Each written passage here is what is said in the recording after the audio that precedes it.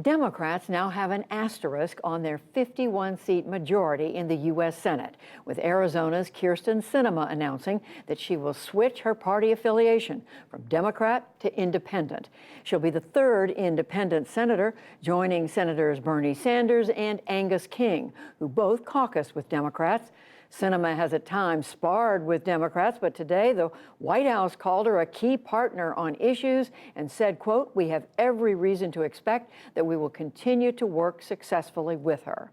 Here to assess what this means for the Democrats' agenda in the Senate and for Arizona politics are our Capitol Hill correspondent Lisa Desjardins and from NewsHour West in Phoenix, Stephanie Sy. Hello to both of you. And Lisa, I'm going to start with you. So what does this mean for the Senate, and what does it mean for what Democrats want to get done? If you think of this as a political earthquake, which is what it felt like for a few minutes this morning, it's really the type of earthquake that is more of a tremor about the future, potentially, a signal about what's going to happen ahead. It hasn't really changed the landscape in Congress. What I mean is this: Sinema will allow Democrats to still have 51 votes for how they organize the Senate. The committee structure will stay the same. They will be able to subpoena witnesses if they want. They will be able to move nominees more quickly than they could in the 50-50 Senate. And she will retain her spots on the committees, including at least 2 subcommittee chairmanships. Now, our language is going to have to be careful here, because while she is being clear she's not caucusing with Republicans, she has not gone to Democratic caucus meetings in the past. She's not someone who has participated in those meetings, and she's not going to in the future. So she's not exactly in the Democratic caucus. She just votes with them most of the time.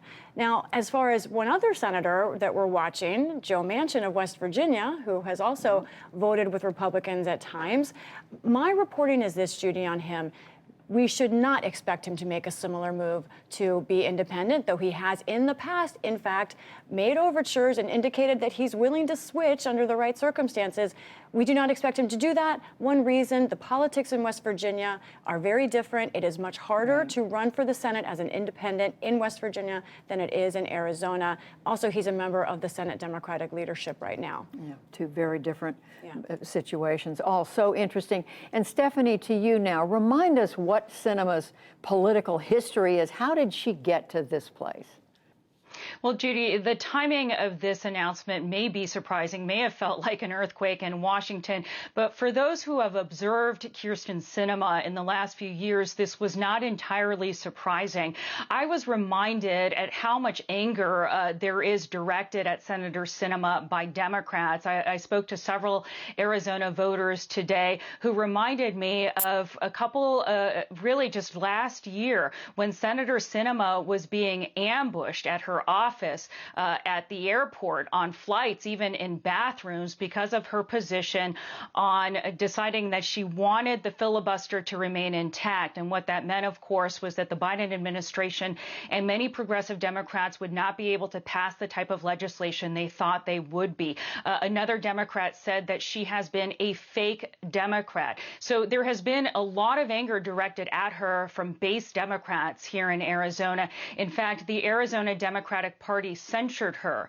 And today, the party issued a scathing statement saying that, quote, "she has shown she answers to corporations and billionaires." So the way a lot of people here are seeing this move, one political watcher probably put it best. He said Senator Sinema's move today was the equivalent of breaking up with a partner before they break up with you. Really interesting to get that much criticism from the Democrats. But Stephanie, how do her politics now fit into Arizona's politics? Well, remember, Judy, that Kyrsten Sinema won her Senate seat here in Arizona, becoming the first Democrat in decades to win a senator's seat by saying she would be the independent voice of Arizona. And she has continued to parrot that phrase in her media interviews with local reporters today. She said that what she is doing reflects where Arizona voters are. And to some degree, that is seen in the statistics. Let me show show you how Arizona voters break down. The most number of registered voters are with the Republican Party, but the second largest group of voters here in Arizona are independents, and that group has grown vastly. That's followed by Democrats.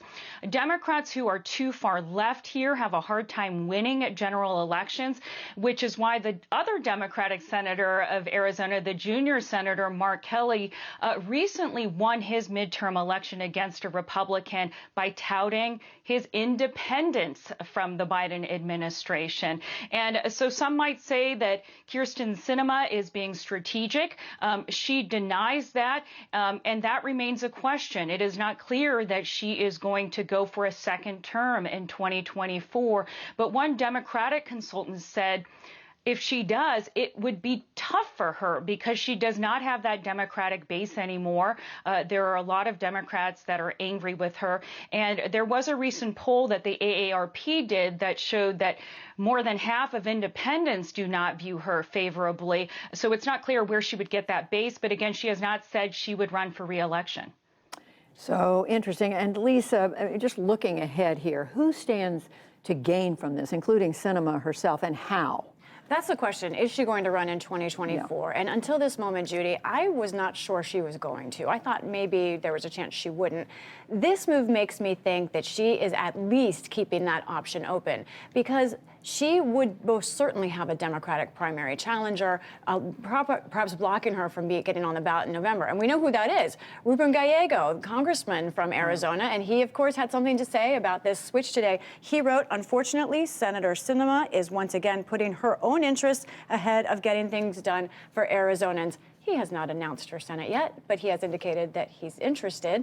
So what we could have here is Kyrsten Sinema trying to retain her viability in running again. However, it's a problem for Democrats, because if you have her as an independent, Gallego running as a Democrat, they could split some of that Democratic vote. A Republican who is the right Republican could come in and reclaim that seat. Wow. So fascinating. We're looking at this from all angles.